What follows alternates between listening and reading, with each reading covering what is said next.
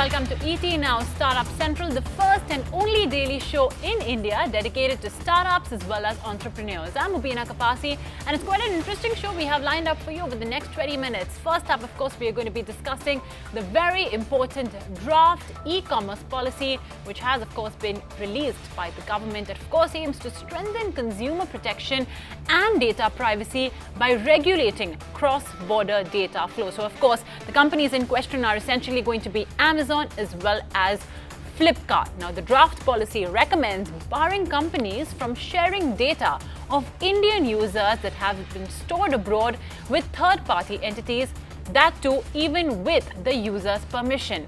It also adds that e-commerce websites operating in India should have a registered business entity in India as an importer. Some key issues are, of course, with respect to infra development, e-commerce marketplaces, export promotion, stimulating domestic digital economy, and of course, India's control over data. Essentially, the government is going to be given access to source code algorithms. There's a data authority to look at community data.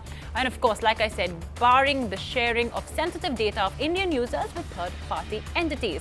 So let's discuss more about the new policy, the draft policy, of course, as it is, with our guests who are going to be joining us on the show. We have Rehan Yarkhan, the managing partner with Orios Ventures partner, as well as Vaibhav Kakkar, partner for M&A with Luthra and Luthra Law.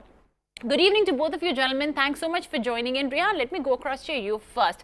The draft e-commerce policy, well, it's 42 pages long and mentions the term data at least 250 times. In fact, the document itself is titled India's Data for India's Development. So what would you make of this policy draft, and is it as protectionist as, perhaps people feared it would be?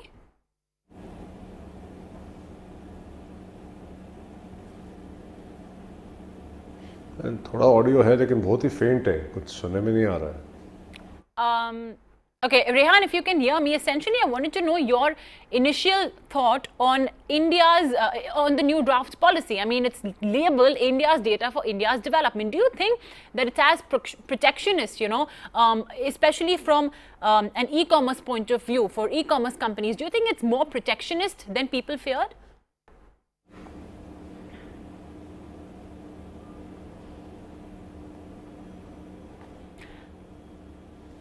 Okay, I don't think Rehan is able to hear me. So while we get that connection sorted, let me throw across the same question to you, Vaibhav. What do you make of these points given, in the document? I mean, just your overall thoughts on the draft policy. Hi, I think this policy is significantly disruptive, and I must sort of also go on to add that the policy at various places is seeking to be extremely protectionist in nature. You're almost now going into the way the policy has been worded, the draft policy, almost like a license Raj system for internet business going forward. If you look at various aspects, firstly, I don't know what is the basis of the government to have talked about in the policy that the constitutional mandate solely for e-commerce will lie with the union. Then you actually look at various buckets. Now on data flow, I think you're bang on right. I think this policy seems to be extremely sort of broad-based, and with one sort of brush, they seem to suggest that any personal data cannot leave India's shores. And the point that you were making about data that has already been accessed by global corporates, they can share it with their offshore companies or with their affiliates, but only for very limited purposes. It has to be anonymized at a group level basis. It cannot be individual data. I think while the privacy bill that talked of data localization is still pending before the standing committee, and the bill will die its natural death, and the new constituted parliament will need to relook at that bill. You've actually seen this draft e-commerce policy pretty much go one step extra. And let's remember, it's only right now as we speak in India, it's only the RBI that has somewhat strict rules on data localization. But this seems to be pretty much covering every and any kind of data. So I think that's very, very strong, fairly excessive, and can have huge ramifications for the economy at large. I think the other big one is for the first time, you actually see a draft policy of the government talking about issues such as capital dumping, which are fairly controversial. It also goes on to even talk about that how in the M&A space for e-commerce companies, data needs to, the data parity needs to be borne in mind by the regulators. It almost as if feels that the government wants to regulate it at so many levels that, just the Competition Commission regulating M&A transactions is not good enough. They even talked about the fact that once a big giant has done an acquisition, it becomes almost difficult for second movers to come in. I'm quite curious to sort of understand where is the source or the basis of some of these thoughts being made. And it's almost becoming that the government is acting as a messiah of all the poor and the individuals, not taking into account mature corporate M&A transactions that are a reality. And as long as they've been cleared by the Competition Commission, no reason they should interfere.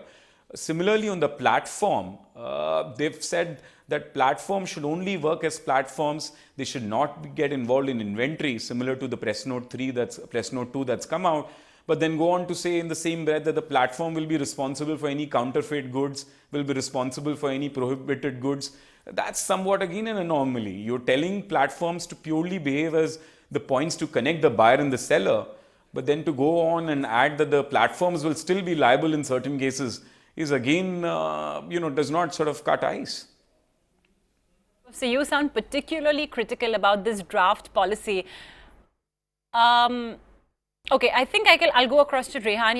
Rehan, I don't know if you were able to hear Vaibhav out when he did give his answer with respect to how he found this draft policy. But yeah, he did sound critical. He does believe that the government is going too much into nuances and is overtly trying to essentially look into the day-to-day activities, essentially, of the e-commerce firms. So do you think that this is just an additional nuisance layer, or do you also believe that this could make companies seriously,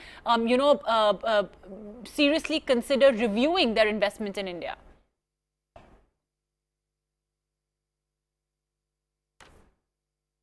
I was quite surprised when I read this this policy, and I agree with Vaibhav. They are getting into a lot of details, and and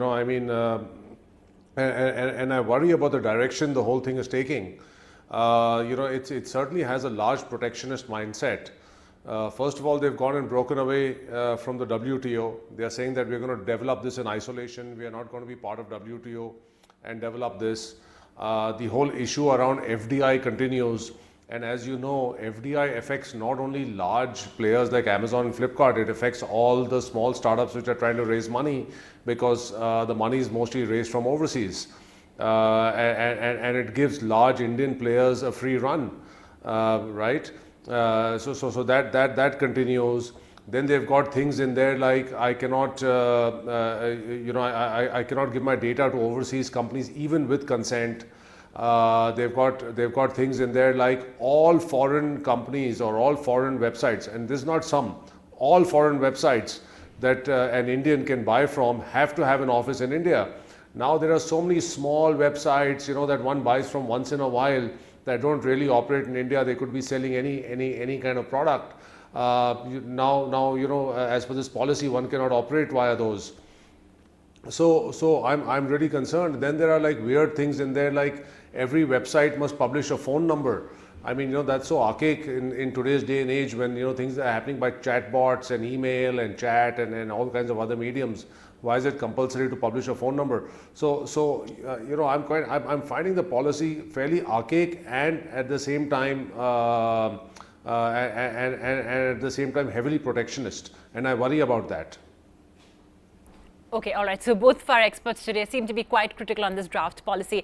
Rehan, the policy draft, like Vaibhav as well flagged off, a very controversial mention of capital dumping, and it's something that even Indian entrepreneurs such as Sachin Bansal or Bhavish Agarwal have highlighted for many years. How would you read into that, and do you believe this is perhaps coming a little too late?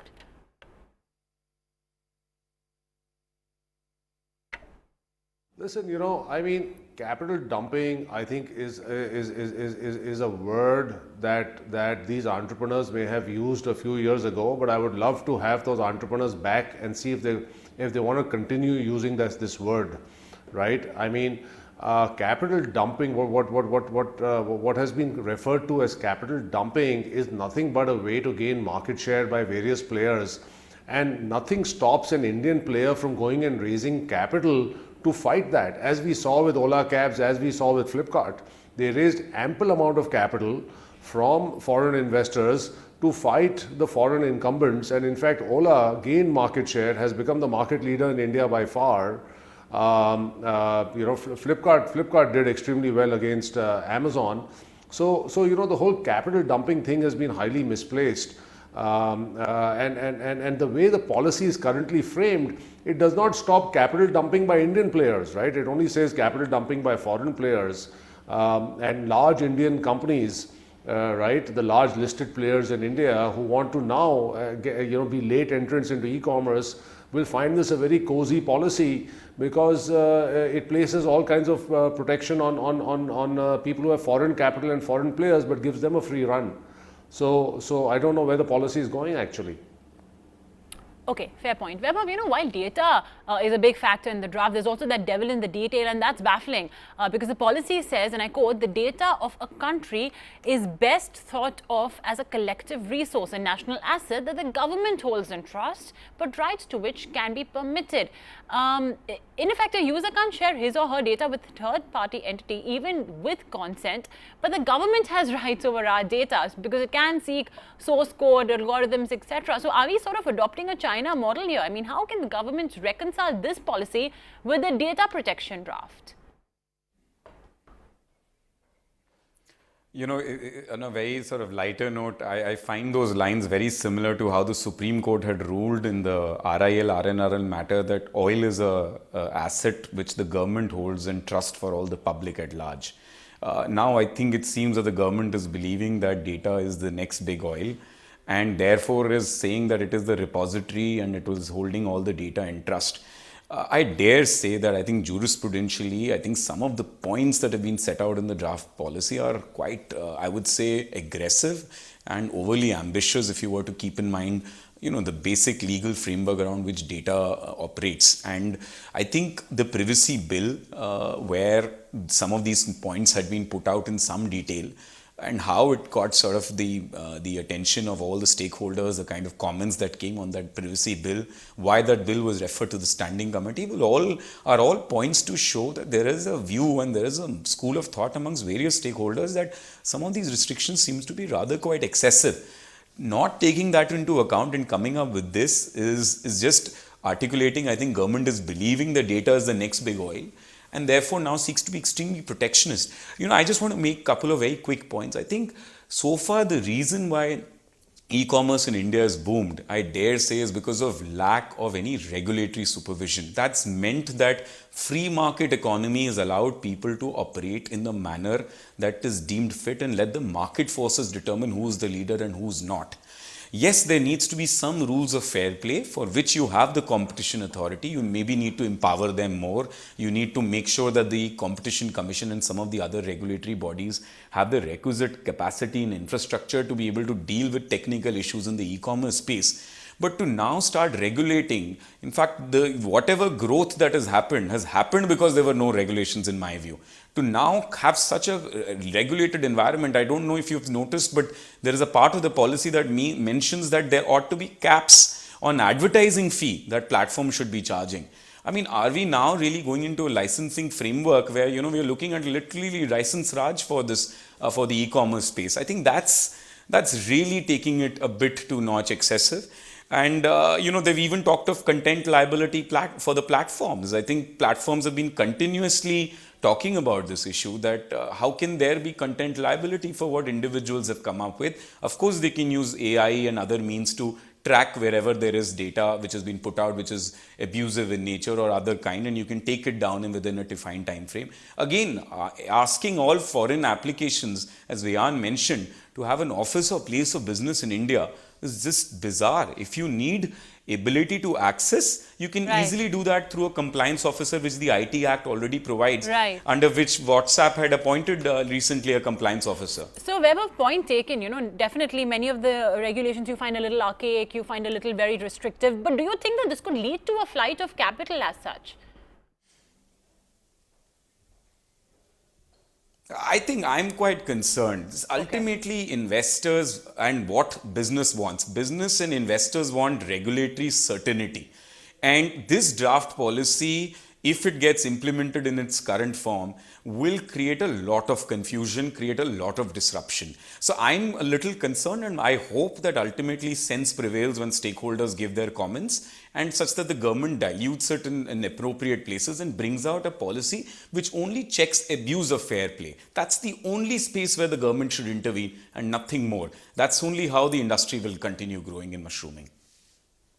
Yar Khan as well as Vaibhav Khakkar, thanks so much for joining in on this discussion on the draft e-commerce framework. Both of you all, of course, sounding very, very cautious on what are the individual clauses and the provisions in this policy, which according to you guys, of course, does sound very restrictive and very archaic. Well, here's a special interaction with the co-founder of Airbnb, Nathan Bleck-Arcik, at the Economic Times Global Business Summit. He talked about the journey of Airbnb in the Indian market and, of course, even Airbnb's future plans in India and globally. Well, what we're seeing is a real growth in the domestic market now. So we have now 45,000 listings across India. Goa being a very popular destination with about 6,000 there alone. And we've seen domestic market grow about 78% in the last year. And we see it becoming a bigger and bigger part of our business in India. Within domestic, what we're seeing is business travel really take off. There's now 6,500 Indian companies that are booking business travel directly with Airbnb, and that's grown 4x over the last year. So 45,000 listings that we're talking about, almost it's like 100% growth if I'm not wrong. But is that pace somewhat difficult to sustain, or do you believe that this is just going to go like one way, which is upwards? No, I think this can be sustained for some period of time. I mean, India is a huge market, and so I think in other countries, the more mature countries where U.S., Europe, we're in the double-digit kind of level of penetration. And so I think that's possible here in India too. It's still relatively early days. The company's 10.5 years old, but in India we've only really been here 2.5 years. But I think what we have now is a strong foundation. We have good momentum, and I expect this to play out for many years of high growth. So the last time I was speaking to Brian, he told me how India figures in the top 5 countries across the globe for Airbnb.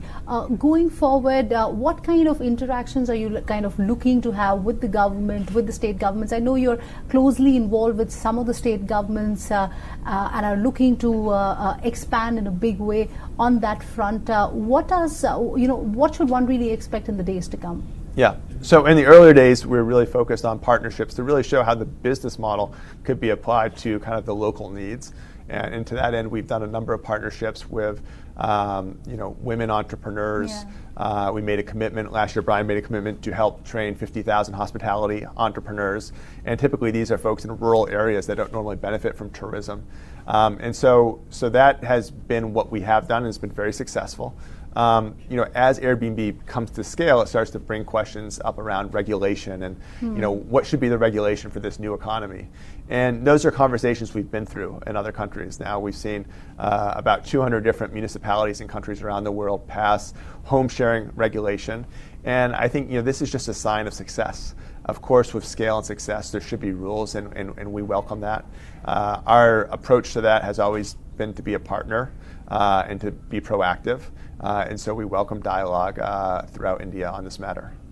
In fact, great that you've talked about the issue of home sharing, because in India we don't have regulations on home sharing so far.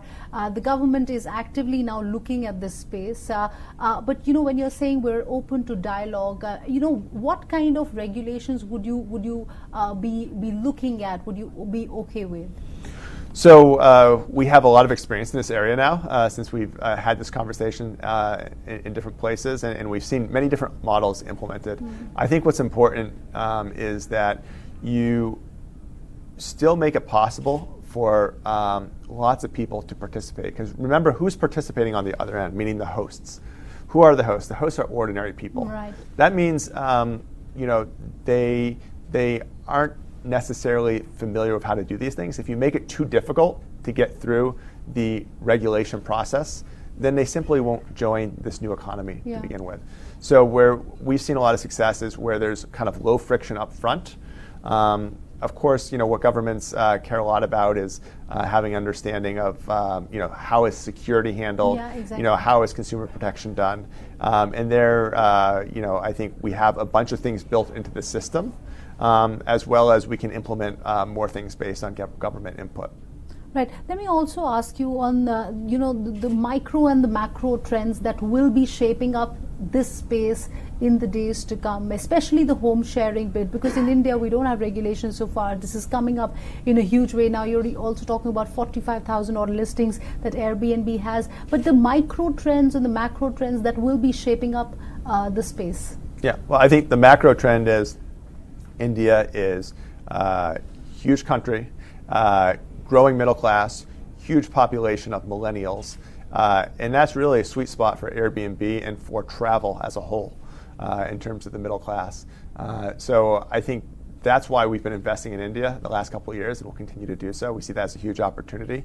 And then I think that is going to filter out into all the different segments of travel. So whether that be business travel or now us bringing our experiences product to India. I want to ask you, how is the Indian market different from the markets abroad, or what kind of learnings do you have from the Indian market? What we have as learnings that I think we're seeing be true here as well is just kind of the sequencing of how Airbnb takes hold in a market. It requires a lot of trust. And so the early kind of use cases, Indians using Airbnb to travel the world. Airbnb has 5 million homes, 191 countries, so that's a great use case. But once you're comfortable doing that, then you ask yourself, well, maybe I can use this domestically as well. And so that's what's happening right now, is we're seeing a huge growth in domestic travel. From there, you start to see the businesses take interest. And so there's a sequence of progression. And as home sharing becomes popular, it becomes a jumping off point to new opportunities. And that's why we launched experiences here. We now have that in New Delhi and in Goa, and there's about 100 experiences on the platform.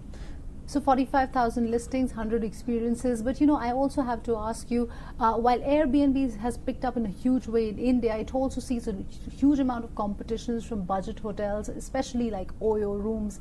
How are you looking to take on competition? Does that really bother you? Is that something that you're actively looking at? We don't really think about that as competition, to be honest, because what we do is so different than those other companies. I mean, those companies, as you mentioned, are focused on discounting, et cetera. Now, on Airbnb, you can find great values, to be sure. But I think what really sets us apart is our focus on local experiences and that kind of people-to-people interaction. And so that's what our brand stands for. That's why people come to Airbnb. And there really aren't significant players. Well, that's the big exclusive Airbnb's co-founder talking about the Indian markets, about regulation, as well as the fact that, well, Goa is the most popular destination in India. Nothing that we didn't know. But thanks so much for watching ET Now Startup Central. Stay tuned. News and updates continue on ET Now.